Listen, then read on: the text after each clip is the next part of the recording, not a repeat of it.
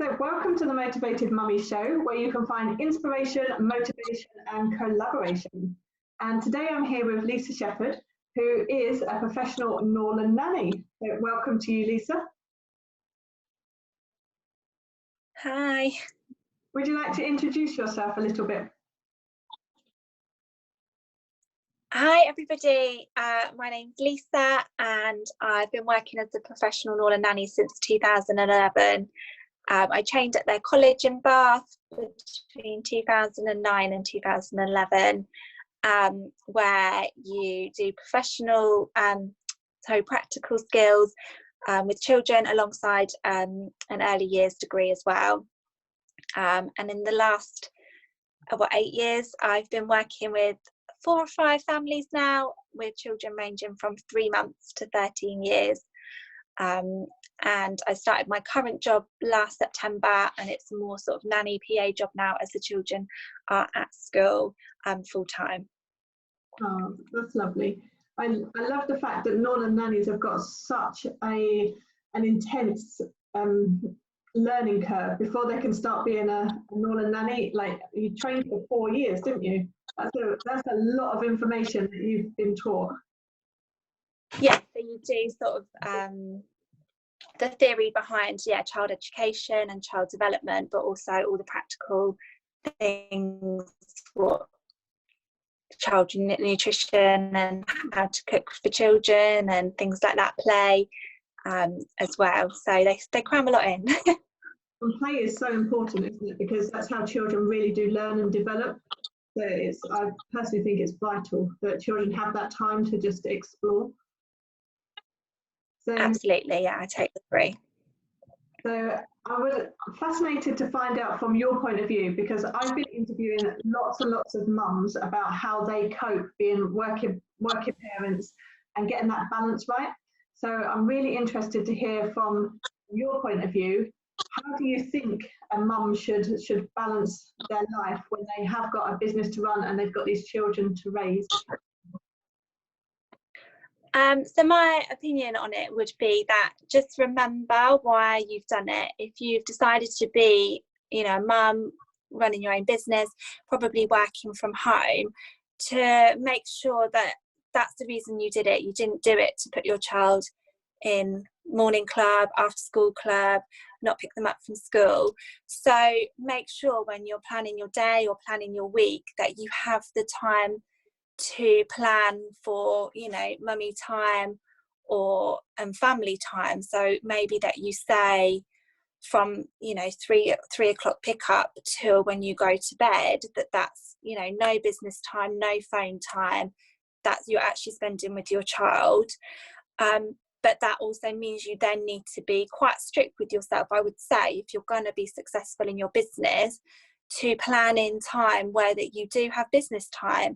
Mm-hmm. And I don't think that that's a bad thing for children, even young children, to see that, okay, mummy's got 3 phone calls now to make, business phone calls, and that you need to go and play or entertain yourself, or that there's something in place for the children while you crack on with your business. And I think children really understand that if you're giving them the time and it's a set time that they know they've got mummy, that they will really respect the time that when you've then got to work, as opposed to you're out all day, you're dropping them off at 7:30 in the morning and not seeing them until you pick them up at 6:30 at night. So I think it's really getting across and making sure that you find that balance and you're strict with yourself, that you're doing it for a reason, and the reason is so you can spend more time with your children and your family. So making sure that actually happens. Yeah, I 100% agree with you. When mine were very little, like 3 and 5, I ran my own business and I was a single mum as well. So I had to say to the children, you have to play now. I'm busy working, you have to play.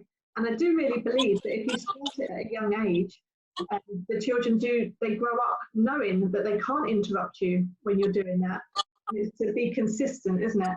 If you're on a phone call or talking to someone and they have to wait, they have to wait. If you keep putting down what you're doing and go play with them, then they're going to keep trying their luck, aren't they? Yeah, absolutely. I think a lot of parenting, in my opinion, is consistency. Mm. And for being honest, I've done a lot of work where I've had children overnight, because a lot of people say, oh, you know, it's just a nanny, but a lot of times I've worked 24/7 for weeks, holidayed with families for 2 weeks, and consistency works to me. And I, if I'm honest, get a real best out of the children, but I am consistent and I am firm. I think because the children know that, you know, they might have to go up and tidy their bedrooms, but that means that then they can sit down and we can play a game together, rather than they're having to play by themselves, because I'm doing all the jobs that they could actually help with. So it's definitely balance and consistency, I think. Yeah, great advice. So we, as motivated mummies, we talk about keeping our mental health really as good as it can be for the sake of the children, because if we have got, you know, a happy outlook or a happy vibe, the children are going to be happier. So what tips do you use personally to help yourself keep good mental health?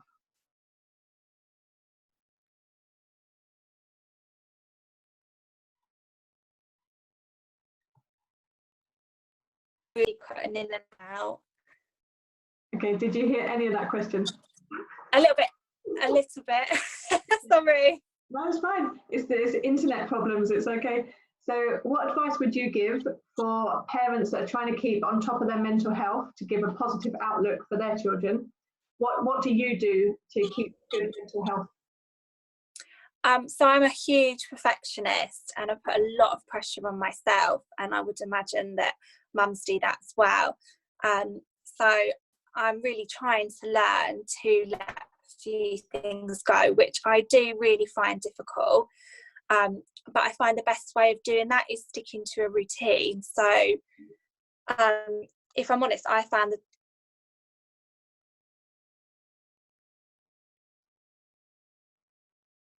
it was by getting up, going out for a walk, or going out for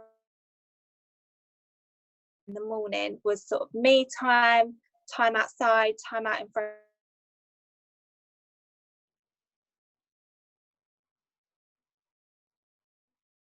to relax my mind, kind of thing. And I think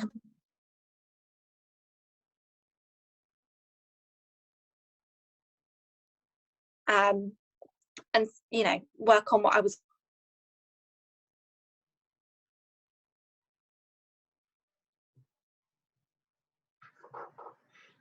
The internet has frozen.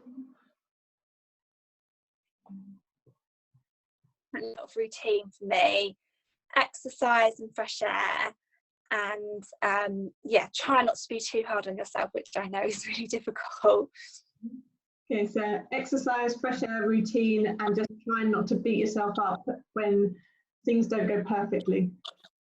Yeah, exactly.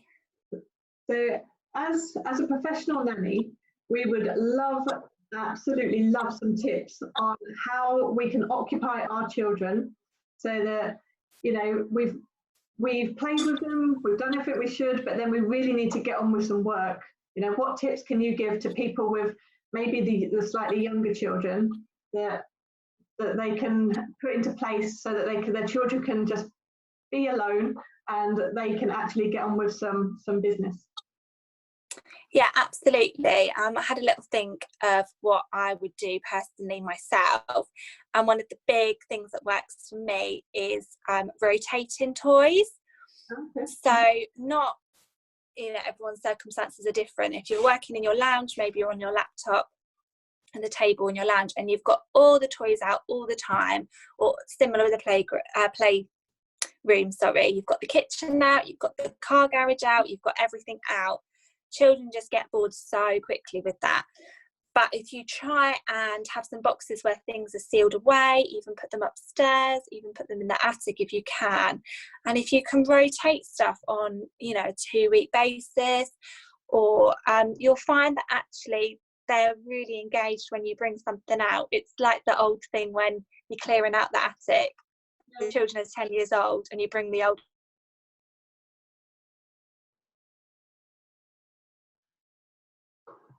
That is a fantastic idea. I don't know internet is so dodgy today. Minutes, but you might find that it gives you then an hour rather than giving them a box of toys and every 5 minutes they're back to you for more inspiration. But if you had like a farm or something, set it up, put it in a really nice, all the fields of all the animals together,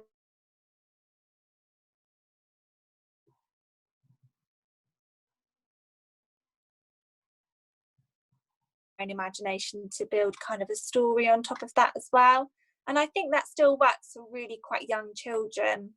A lot of the small world play, you can get quite big figures, and again, that's, as Tammy said earlier, it's children learn through play and exploring their toys.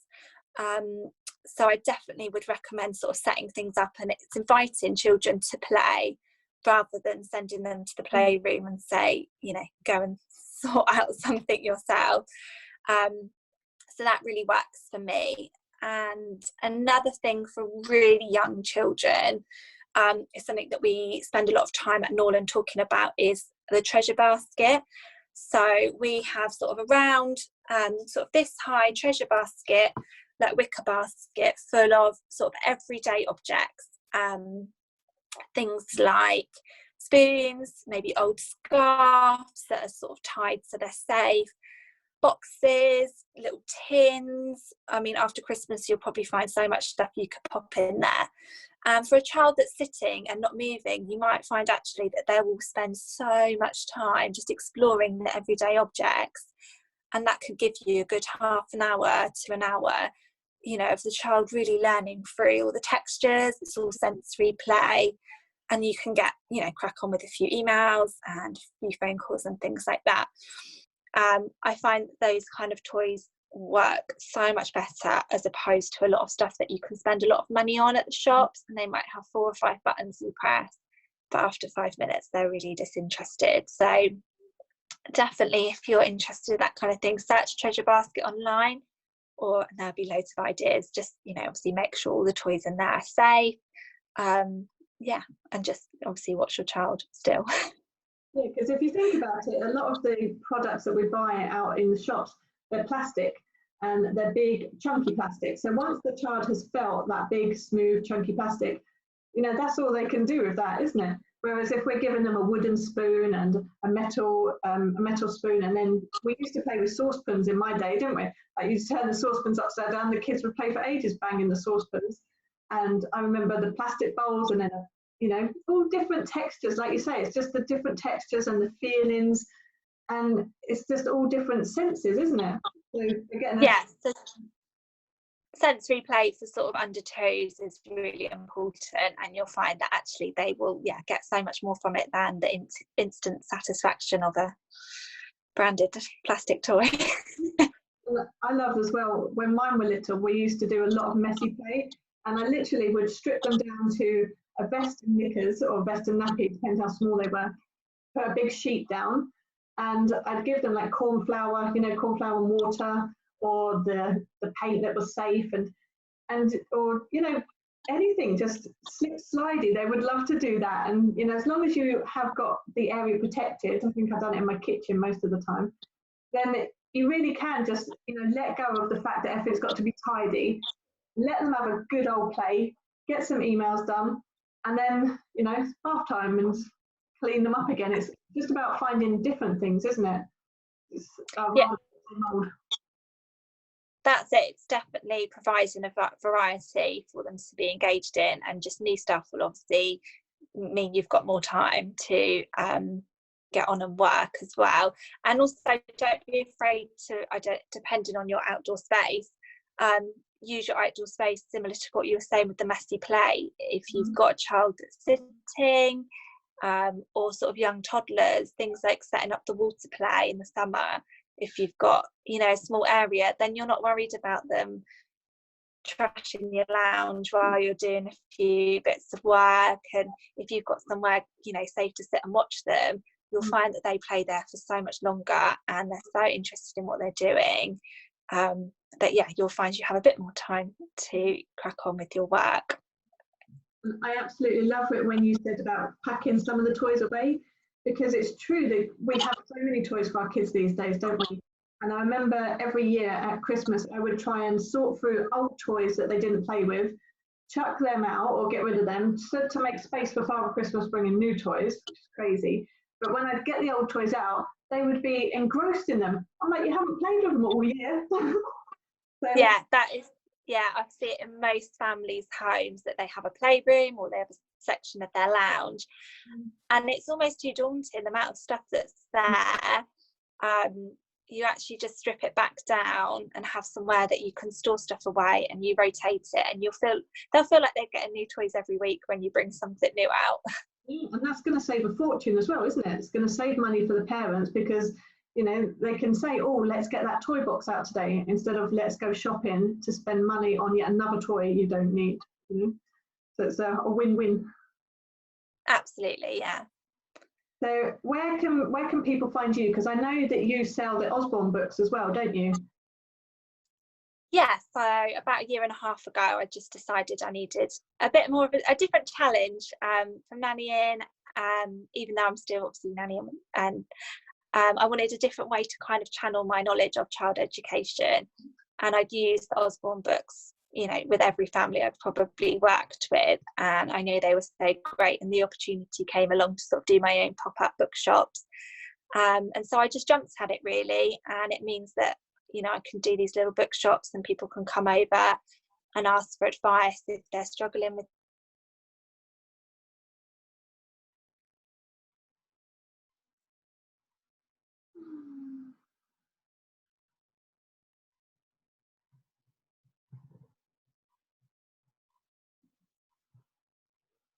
Okay.